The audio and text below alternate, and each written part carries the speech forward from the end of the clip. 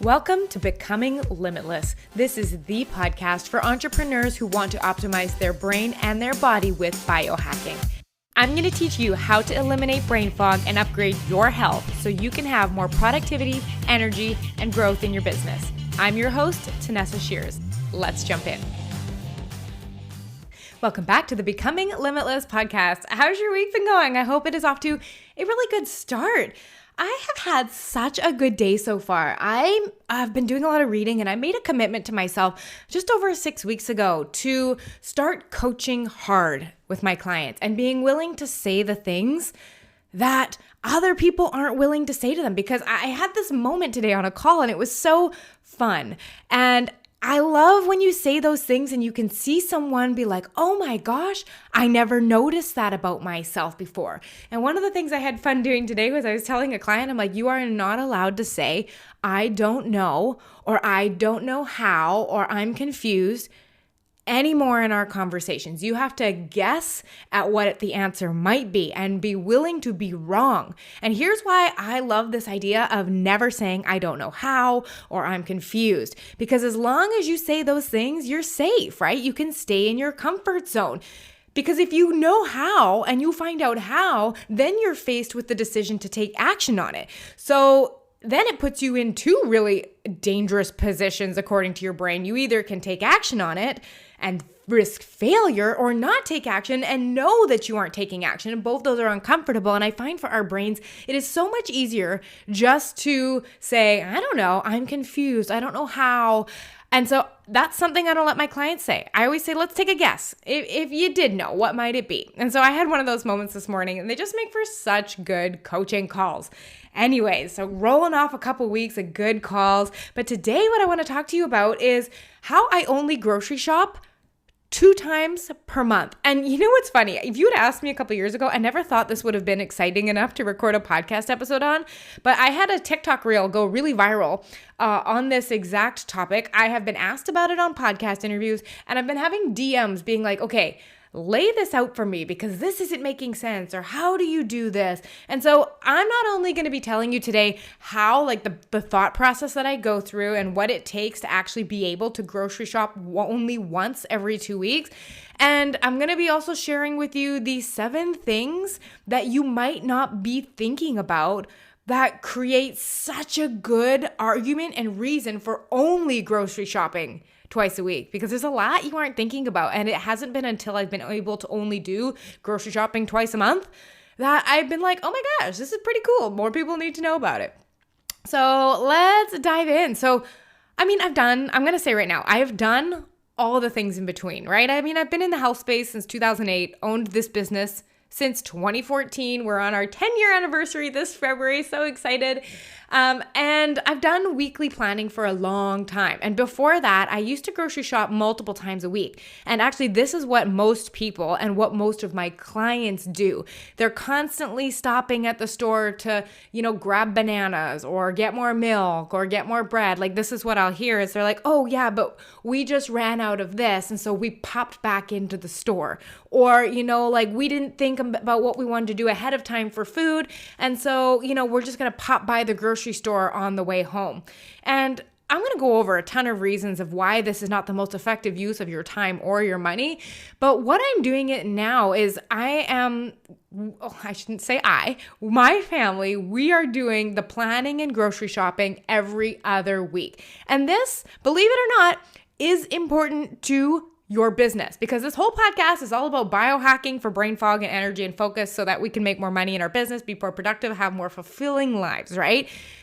If you are in and out of the grocery store multiple times a week, spending multiple times a week planning and doing all of that, that is a use of your time. If you are doing that less frequently, it directly reduces the amount of time you spend in that activity. Now, for me, there are lots of things I'd rather be doing except grocery shopping, except meal planning, right? Honestly, family time, I'm working on my business, recording a podcast, going for a walk, like a billion things I would rather be doing. So I'm looking for ways to make this more efficient.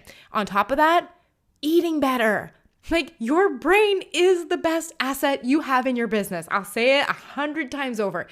if you are grabbing food last minute, or you're poking around in the grocery store and you're just, you're hungry while you're shopping because you're, on the way home from work or whatever, and you're like, ooh, yes, I want ice cream after dinner. I'm going to pick that up while I'm here. Or, oh, those chips look good. I'm just going to toss a bag of those in my cart. Like, all of these things, the more frequent you are in the grocery store, the less planning you have put into your week, the more likely you are to default to grabbing takeout on the way home, putting extra junk treats in your basket, eating meals that are less healthy because it's what you have on hand and not what you thought about ahead of time, right?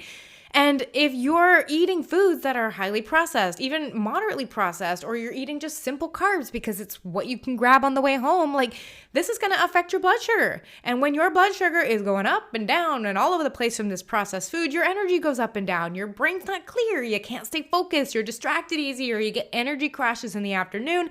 And if it's close to bedtime, it's disrupting your sleep. Oh, like, there's so many things. So if we want to have sharp, clear, focused thinking, we need to make sure that we're eating whole foods. And in order to do that, we need a simple plan in place. The simpler you can make it, the less decisions that it takes. The less decisions that it takes, the more effective you're going to be at sticking to it. Okay, so let's go through how I do it. And then after that, I'm going to tell you 7 things of why I do it this way that you might not be thinking of. Okay, so I'm going to just spell this out. I literally was going through the process and writing down what I was doing. So every Tuesday morning, every other Tuesday morning, I should say, I sit down and I plan out a full 2 weeks worth of recipes. Okay. So how we do this in our household is we have the same breakfast. We go through cycles. So we'll be on one breakfast for a while and then we'll switch. But for the last 2 months, we have been on a sweet potato, zucchini, egg, sausage, ham. Ooh, what else is in it? A hash, basically. So it's got sweet potatoes as the carb, a little bit of zucchini, but then eggs, ham, sausage, all of that kind of stuff. And then so we eat that, and with a handful of mixed nuts and some cheese. So it's a very high fat, high protein breakfast, low carb, and the carb that we do eat is very whole food, right? So this is what we're eating. We eat that all the time. So that's pretty much a standard repeat of what ingredients go on the grocery list. Then we pick 8 different recipes because that's how many different recipes we cook in 2 weeks.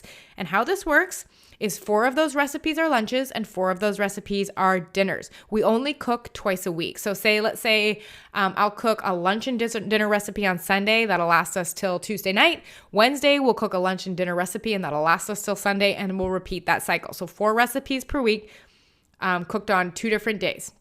So that's kind of how I start planning. And so I pick out all of my recipes. And then what I do is I go through and I take all of the ingredients that are on there and put them on one giant grocery list. Okay. Now, here's what I start to look at when I'm looking at, okay, if this needs to last 2 weeks, there are obviously certain foods that do not last 2 weeks. And so I'm consciously putting certain recipes in the first week so that the food is freshest.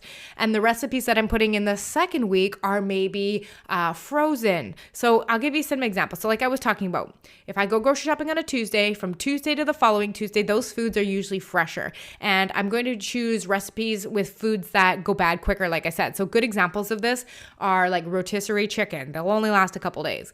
Mixed greens, like spinach and kale and whatever kind of things you use for salads.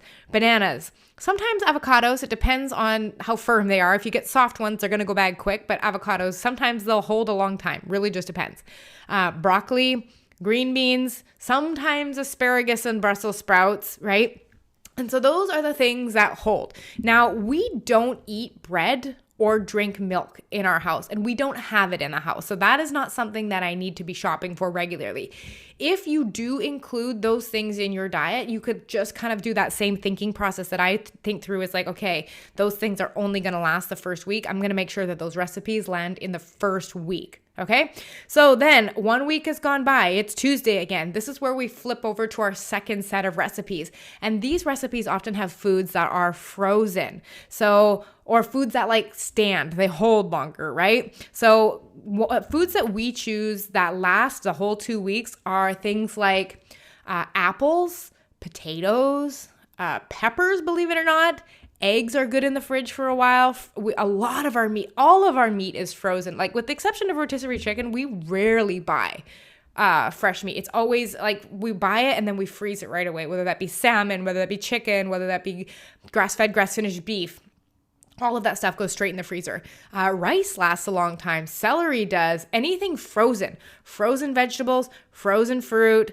And here's a fun fact about that. Did you know that frozen veggies and fruit often have a higher nutrient makeup than the fresh versions of them? So like if you're comparing fresh broccoli to frozen broccoli, the reason for that is that frozen food it's flash frozen at peak ripeness so that it retains the majority of its nutrients. And by the time fresh broccoli might be getting to your plate, it might have, broken down. It's aged a little bit. It goes bad pretty quick. So I actually kind of like this mix up. So we do a lot of frozen veggies, frozen fruit and stuff like that in the second week. Other options that hold, onions obviously hold a long time, nuts, seeds, cheese. We freeze cheese. We'll buy it in bulk and then we'll freeze it. We'll do one block in the week 1 and the second block in week 2.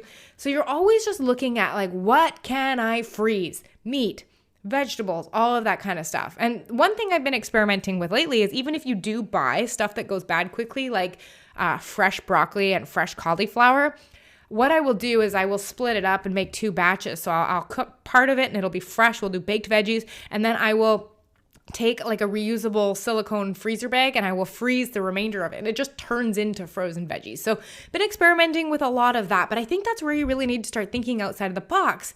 Another good one that actually holds is like canned salmon, canned tomato sauces, like organic tomato sauces.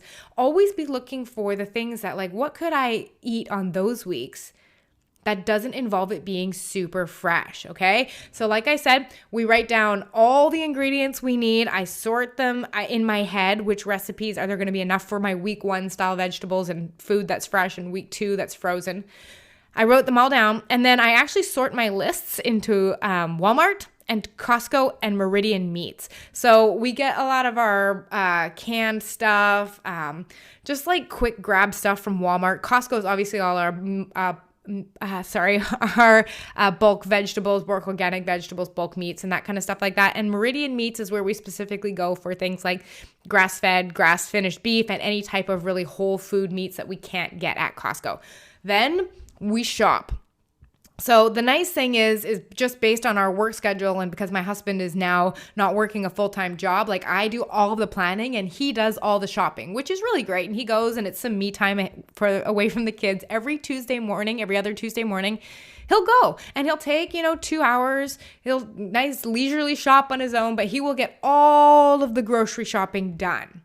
And so it's really just that simple. And like basically here are some of the things that I'm thinking about.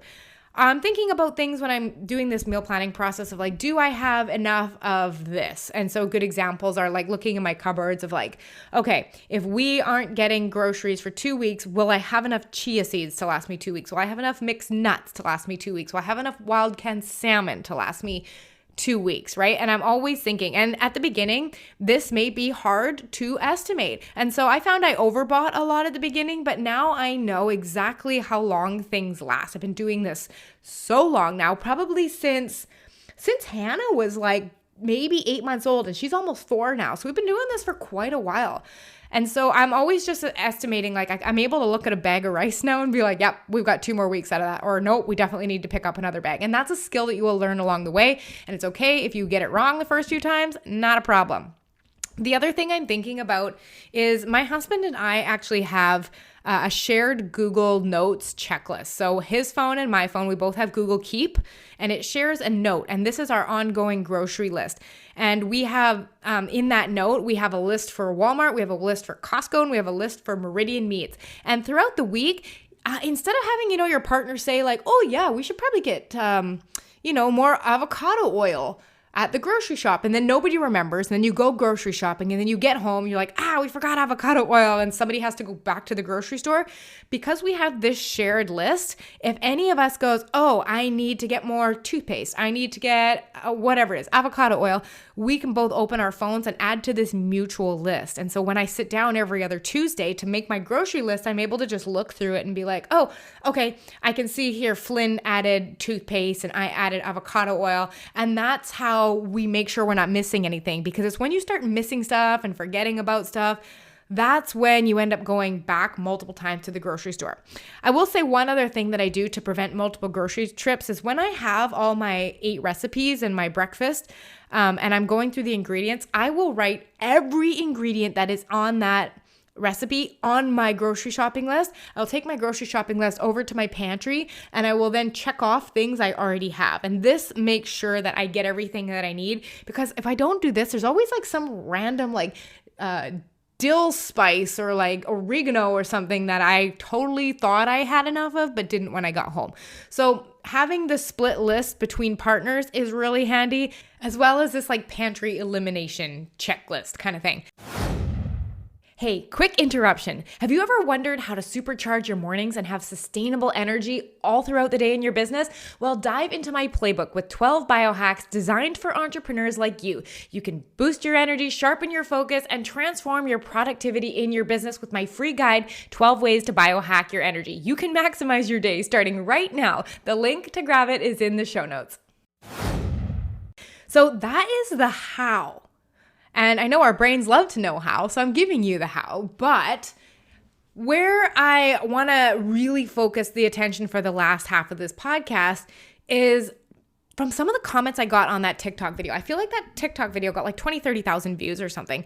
And I always find some of my best content comes from inspiration from comments on videos that go viral. Like I had a video go super viral. Like I think it almost hit 1 million views, and it was all about how to get the most out of your downtime. I did a whole podcast episode on that was super popular because it answers things that people are actually saying. And so although TikTok, I bet, is a little bit of the wild, wild west when it comes to comments and people's filters on there, but there were 2 comments that stood out and that also made me be like, okay, we need to reinforce why this is so important. So the first, I got a lot of this comment, how boring, which like, okay, sure, it might be boring, but I also want to use my brain for a lot more things than thinking about what I'm going to be eating all the time and planning for that. So how boring? Okay, I'll take that. It's boring, sure. But this one cracked me up. Somebody said, having all meals pre-planned is how it works in retirement homes. At least wait until you're 50 before living like you're 80. Like I genuinely find these so interesting and funny, and I hope it gave you a bit of a giggle too, because I just think there's different types of people in this world. There's people that plan and thrive and love that. Like I've always thought that the more I plan, the more freedom it gives me. Like I know where to allocate my brain energy to. I know when I can rest and I know when to work. Like that planning gives me freedom. And I often find that there's another half of people that love the freedom of not planning, right? But there's pros and cons to each, but this has just worked well. So here we're going to go into 7 things you might not be thinking about when it comes to why grocery shopping only 2 times per month or bi-weekly is so freaking effective. So number 1 is the obvious one. It's the time that you will save. If I can make a 90-minute or a 2-hour grocery trip bi-weekly, like if that's all it takes is just I can go once every 2 weeks and it's an hour and a half each, that's 3 hours per month, okay? If I go once per week, okay, well now that's 6 hours per month. And if I'm one of those people that's multiple times a week, and if you go 3 times a week, but they're each 60-minute trips, that's 12 hours per month. Like for me, my time matters. I don't want to be spending 6 or 12 hours per month grocery shopping. Like that is not what I want to do with my time. So 3 hours a month, I will sign up for. And then better yet, I delegated that to my husband and took on different responsibilities. So you can delegate that to someone within your family, or if you have to do it, then you don't have to spend so much time doing it. So time saving is a huge reason to consider grocery shopping twice a month. Number 2, you're going to eat healthier. If I'm popping by the grocery store, like I was saying earlier, 2 to 3 times a week, picking up bananas here and some extra things there, I am way more likely to grab junk food, because how many times do you go grocery shopping and you're like bored, stressed out after a hard day, you need a reward, oh gosh forbid if you're hungry, right? Like, or you're just like, you see chips and you're like, I feel like eating chips. Or you see ice cream and you're like, oh, that would feel so good. Oh, that would be so good right now, right? Going grocery shopping only twice a month eliminates so many opportunities for impulse buying. And also you pair that with going with a very simple list and you commit to only shopping off the list. It eliminates so much extra garbage food that makes its way into your house and eventually into your body. When I took my precision nutrition designation, like 6-7 years ago now, they said, if you have it in your house, someone you love or someone you care about will eventually eat it. So if it's not going to be you, it's going to be someone else. And do you want them eating that kind of food? I always thought that was fun. I always think of that whenever we're bringing anything that's not a whole food into our house. The third reason is going to be you'll eat better part 2. Shopping only twice per month means you need to raise the standards for your meal planning.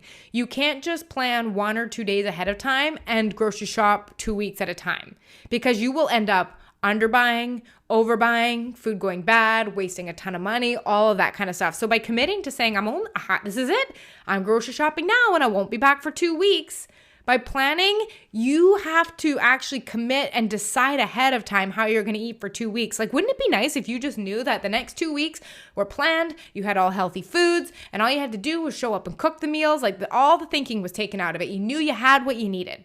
Like, feels so good. You know what's for dinner. You know when you're going to cook it. There's no staring longingly into the fridge and wondering what you could make that would taste good right now. I open the fridge and I'm like, hey, there's a taco salad. Hey, there's salmon and vegetables, frozen vegetables. That's what we're eating this week, right? It's just simple. I was like, okay, it's one or the other. There's no unhealthy options in here. And I think that is what has made it so simple for us to eat healthy for so many years now. Number 4, you save a ton of cash. I told you this. I've done it both ways. I did bi-weekly shopping and I did multi-times per week shopping and I did weekly shopping, right?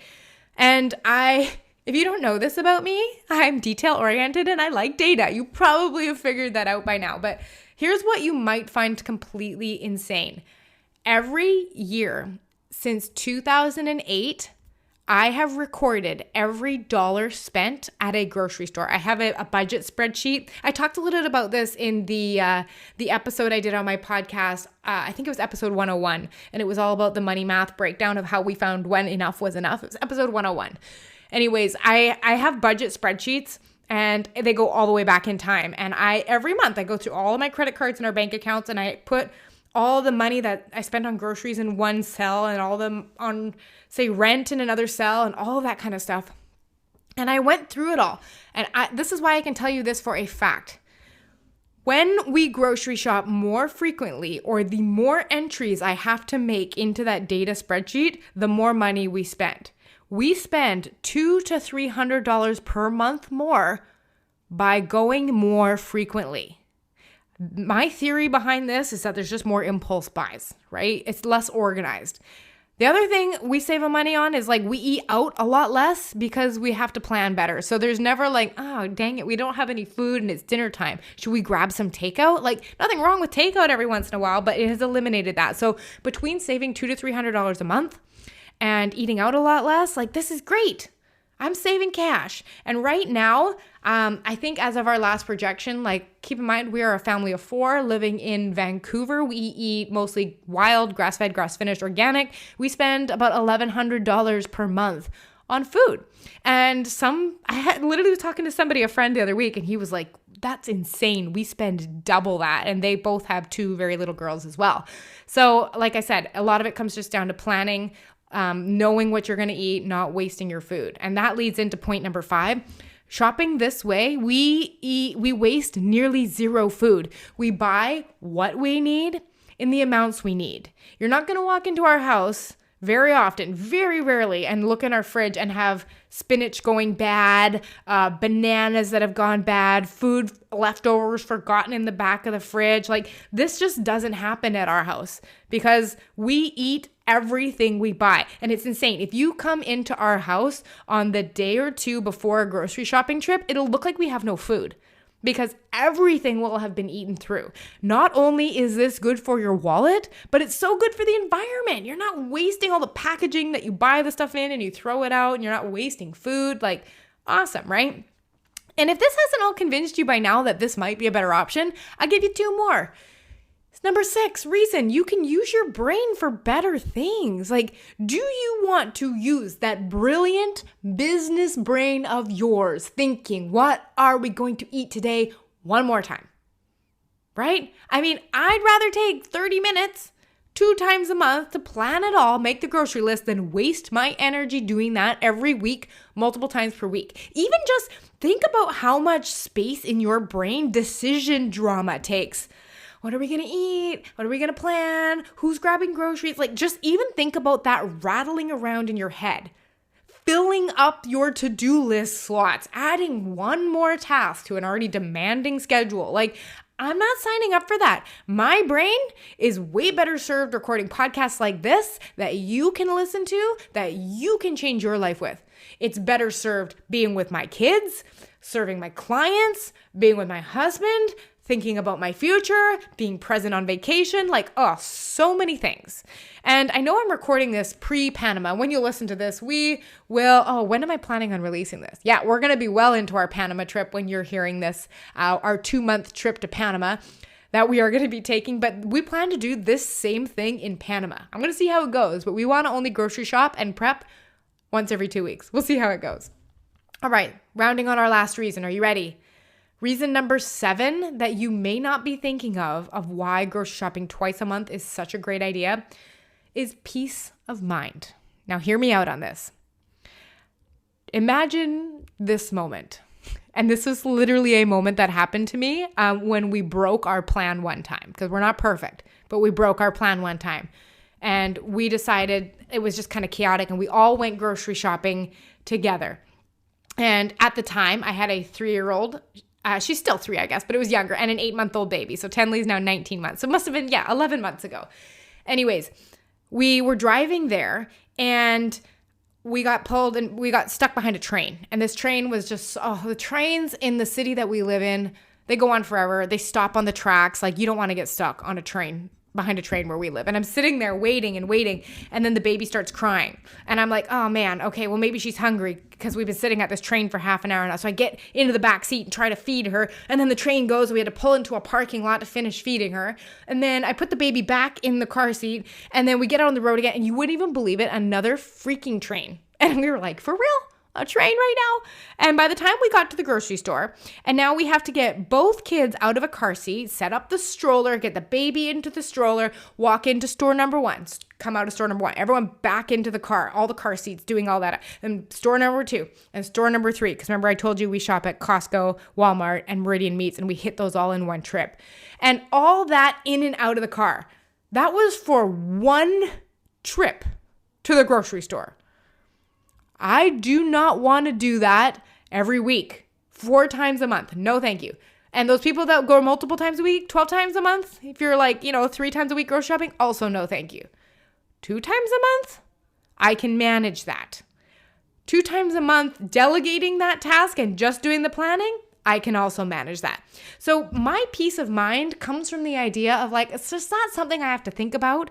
And on top of that, there's not the struggle of doing the whole big grocery shop where I have to take the kids. Like if you are the one doing the grocery shopping and you have kids that you have to get in and out of the car and all that, like it's so interesting. Before I had kids, I never even considered the amount of, if you're a parent, you're going to nod your head right now. The amount of effort it takes to get kids out the door. Someone always has to pee or poop right when you go out the door. Someone's hungry, in and out of the car seats, out of the car seats, like with the stroller. It's a whole thing. It adds a lot of time. And I always thought like, it must have been so fast to just get out of my car and walk into Costco and get right back in my car after, right? So the peace of mind of not having to do that whole shuffle with kids has been so valuable.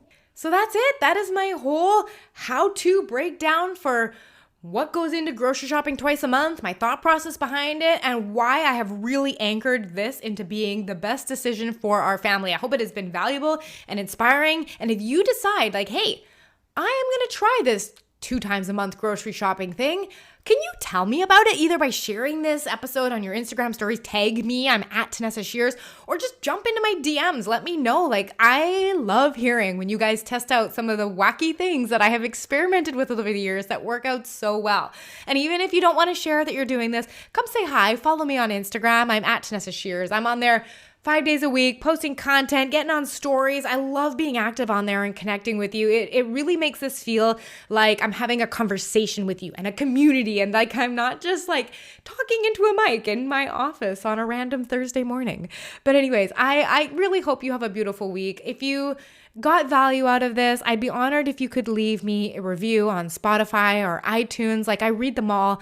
They mean a lot to me. And I know it would only take a couple seconds for you, but I think like if you have a podcast, then you really do know how valuable those reviews are. And if you don't, like they are really the lifeblood of how this podcast gets shared. So thank you so much for listening in. I hope I've given you something to think about with your grocery shopping, your regular routine. I hope you have a beautiful week, and I will talk to you next time. Bye. Hey, if you're hearing me right now, you might be an entrepreneur who feels like this. Every single thing I had was going into my businesses, and there was no room left for me. And that means I wasn't eating right. My stress levels were just off the charts. And I was getting these headaches, and I just felt like my health was not where it could be, where it should be. Every day I woke up really tired, and actually all day long I was tired and I couldn't understand why. And this was really in the way of my productivity. I gained 20 pounds in 1 year, and that's mostly because of work stress. I've never seemed to have the control over my own health. This podcast will help you with all of that. I'm sharing everything I know and everything I'm learning about how to get healthy, optimize your focus, and eliminate brain fog for faster business growth. But if you want someone to take all of these strategies, create a simple plan, and help you bring it to life with weekly coaching, I'd love to work with you in my Becoming Limitless program. This is the high-touch, intensive program that I have created to coach entrepreneurs like you to get back on track with their health, get really good sleep, and start waking up feeling well-rested. The biggest impact was really around overall well-being and sleep. So I started tracking my sleep, and it was very data-driven what we did.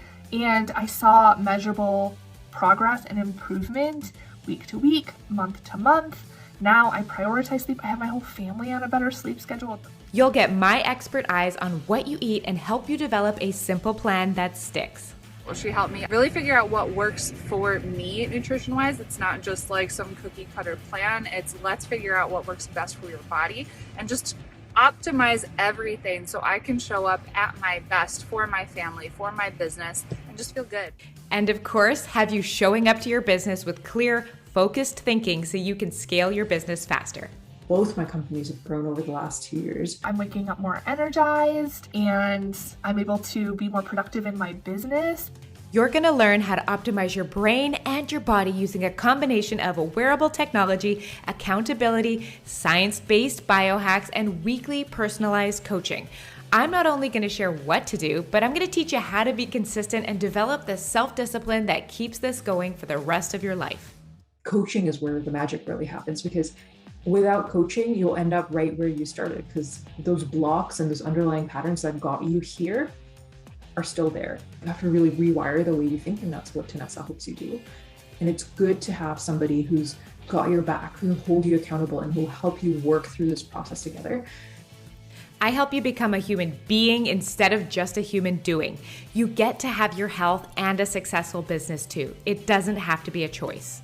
So she really taught me a lot about how to balance being an entrepreneur and a business owner, and also not sacrifice my health. Yep, you can use the gold mine of information in these free episodes of the Becoming Limitless podcast to help you take control of your health, and you will feel more vibrant.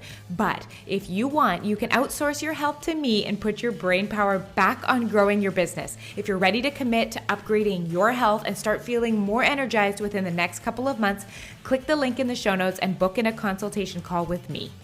My life today is not even recognizable with the life I had a year ago. And that's because of everything that Tanessa has put into the program. So if you're on the fence, get off the fence. Your future self will thank you for it. Highly suggest working with Tanessa. I would highly suggest doing a consultation call with her, doing her program, seeing what she's about, and seeing if she's a good fit for you, because she is definitely committed to her clients, and she definitely knows what she's talking about. So go work with Tanessa. She's really amazing, and she's going to help you get your energy back.